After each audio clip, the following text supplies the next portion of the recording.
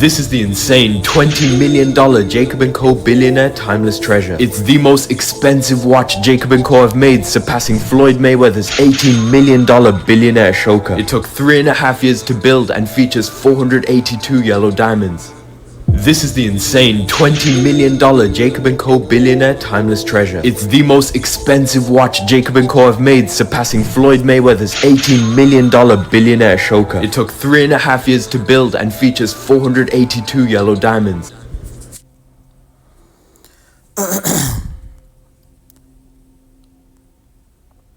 Shalom, brother Kabab, back in the GMS lesson. GMS keep pushing.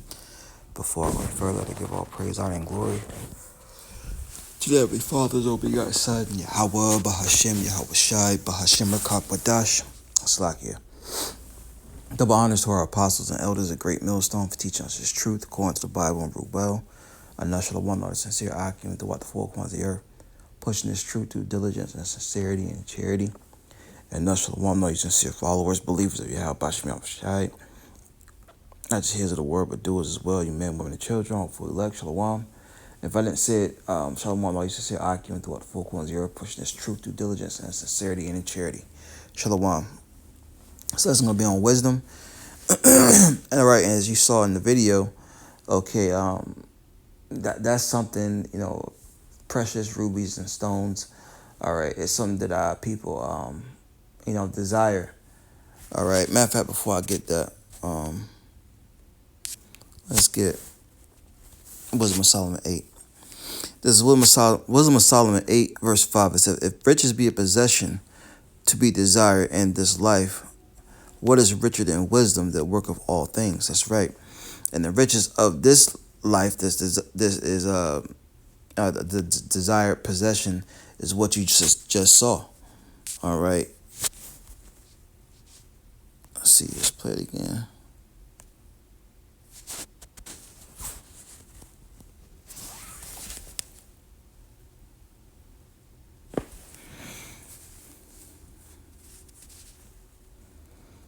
For some reason, the volume doesn't want to act right, but you can still see it. And that's a beautiful watch, worth $200,000. I'm sorry, 20 million. I'm sorry.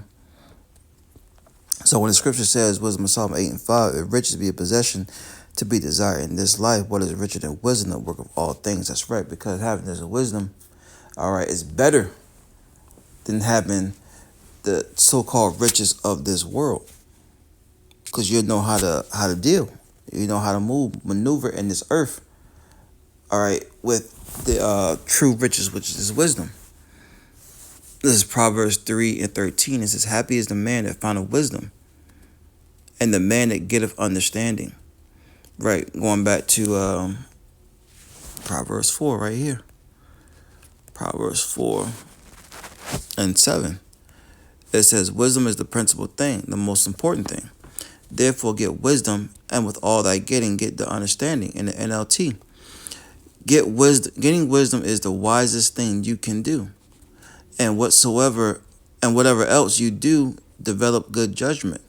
That's right, man. So getting this wisdom is the wisest thing we can be doing as Israelites, so-called Negroes, Latinos, and Native American Indians. All right? This is the most prudent thing we can be doing. And the wisdom is talking about the wisdom of the scriptures, because we'll go back to that Proverbs 3. We're going to go back to that Proverbs 3. Let's go to 1 Corinthians. Because someone can use this and be like, yeah, you need to go to college. You need to be a doctor, lawyer. It's not talking about that type of wisdom. All right? Or so-called wisdom. This is 1 Corinthians chapter 3, verse 17. It says, I'll start at 18. It says, let no man deceive himself. If any man among you seem to be wise in this world, because this wisdom is out of this world. This is the wisdom of the heavens. All right. The wisdom of the Bible is the wisdom of the heavens. So this wisdom is out of this world. which is what we're supposed to be using to conduct ourselves in this world. If that makes sense to you. It says, if any man among you seeming to be wise in this world, let him become a fool that he may be wise. So in order to become a wise man, you got to become a fool again. Everything you once knew, all right, you have to throw it out. That's why it's hard for someone who's older to get this knowledge, because that bottle is full of wine already, full of philosophies and doctrines, and it's hard for them to be relearned. Now there's some that are, all right, but it's not common. Verse 19 says, "For the wisdom of this world," is the point I wanted, "is foolishness with God." All your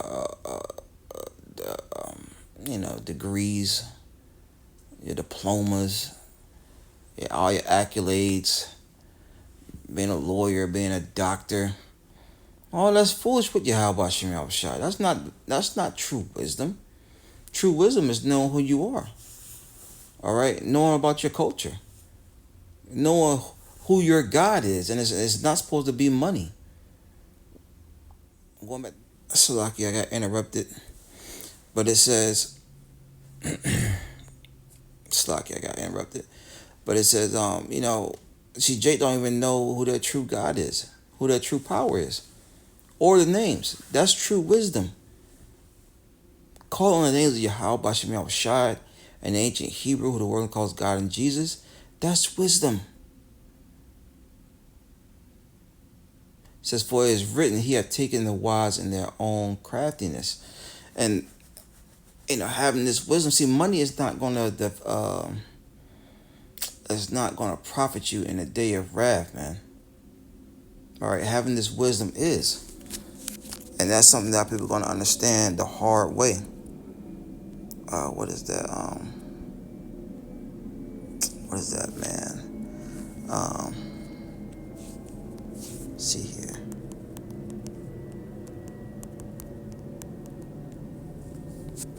Yep. Proverbs 11:4. It says, riches profit not in the day of wrath, and wrath is coming. The Lord said in Matthew the 10th chapter, think not I come to send peace on earth. I come not to send peace but a sword. And you can't buy the Lord off, man. You can't buy him off. It says, but righteousness delivered from death. What's the righteousness? The wisdom. Proverbs 11:4 in NLT. Riches won't help on the day of judgment, but right living can save you from death. And how do you know what's right? Right, according by lining things up with the scriptures, reading the scriptures. Because Esau, even the so-called white man, is not going to tell you how to be righteous. He can't tell you how to be righteous. All right, he was created to be the wicked. Malachi 1:4. It's back in Proverbs 3:13. It says, happy is the man that findeth wisdom, and the man that getteth understanding. All right, it says, for the merchandise of it is better than the merchandise of silver, and the gain thereof than fine gold. See? It's better than silver and fine gold.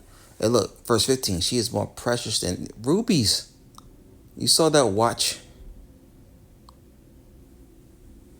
Now, the average Israelite, the average so-called Negro, Latino, Native American Indian would choose that watch and its value over this wisdom. Zechariah 13:8 tells you that the mindset of 2/3 of the nation of Israel would have chose that watch over this wisdom, but not the elect. The elect would choose this wisdom over that watch that was full of precious stones, rubies. It was full of gold. All right. But that comes with a certain type of spirit, man. That comes with the spirit of the world having, loving. There's nothing wrong with having something like that. But if that is your desire, if that is where your heart is, going back to Matthew, I gotta get Matthew 6. I quoted twice.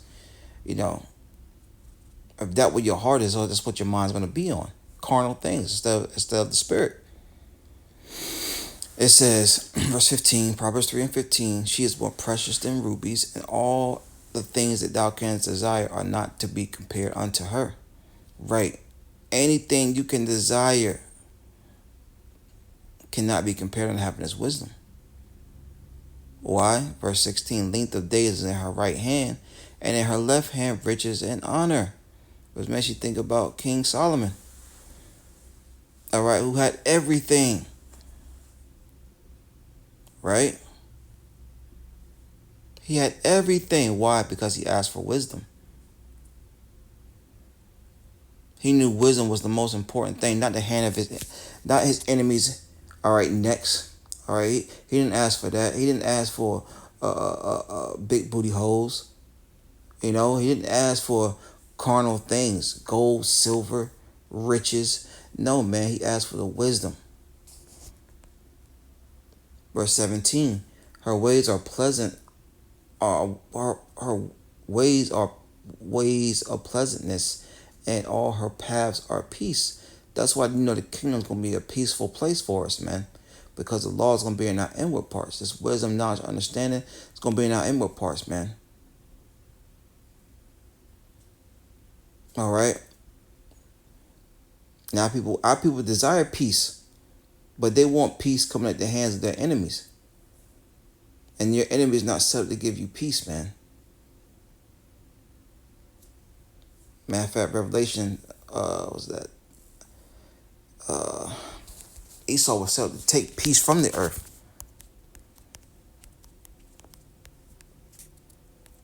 You know? Yep, Revelation 6. I'll read it right here. It says, and there went out another horse that was red, and power was given unto him that sat there on to take peace from the earth. Right. The self-proclaimed so-called white man, they're really red. All right. And the Lord gave this man power to take peace from the earth. And that they should delete one another. And they were given unto him a great sword. And that was Esau's blessing. And that's how he went and conquered with his blessing, man. But the point is, this man was set up to take peace from the earth. And you're not going to find peace through him. Verse 18, back in Proverbs 3 and 18, she is a tree of life to them that lay hold upon her. Happy is everyone that retaineth her. That's right. Happy is everyone that attaineth her, because what is that? Whoso, let me see. He is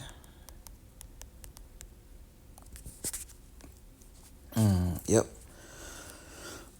Wisdom of Solomon 3 and 11 says, for whoso despiseth wisdom and nurture, he is miserable. All right, if you have this wisdom, remember, happy is the man that found wisdom. Not gold, riches, and carnal things, right? That's the ways of the world. And the Lord told us in 1 John, the 2nd chapter, love not the world, neither the things that are in this world. Lust of the flesh, lust of the eyes, things of that nature. That was a dope-ass watch. But guess what? It has nothing to do with salvation. It's not going to be able to deliver you in these times that we're coming in. Wisdom of Solomon 3 and 11. For whoso despiseth wisdom and nurture. See, this wisdom nurtures us. It says, he is miserable, he and she, and their hope is vain. Their labors unfruitful, and their works unprofitable. Their wives are foolish, and their children wicked.